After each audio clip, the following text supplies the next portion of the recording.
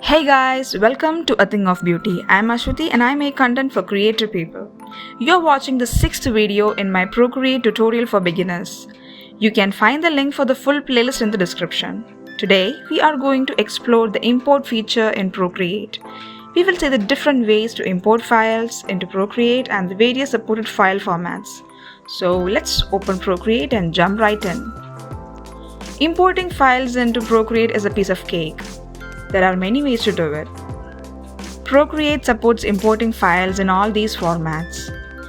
You can even import videos too. Yes, you heard that right. Importing videos will render the individual video frames in Animation Assist.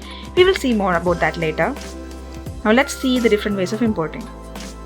The first method is importing from files. We can use this to import any type of file.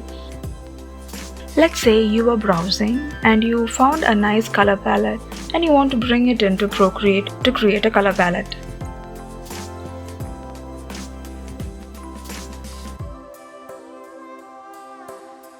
You can import this downloaded image from the Files app by selecting Import.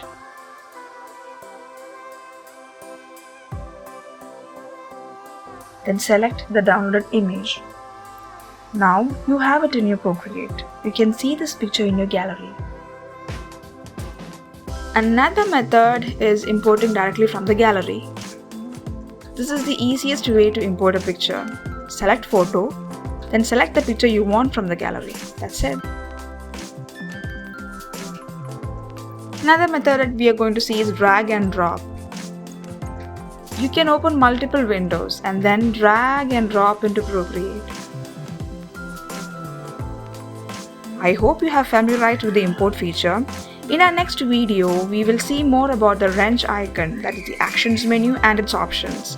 Until then, thank you so much for your support and love. If you like this video, please give me a thumbs up. To learn more about digital drawing and exclusive goodies, subscribe to my channel and click the bell icon so that you know when the next video is up.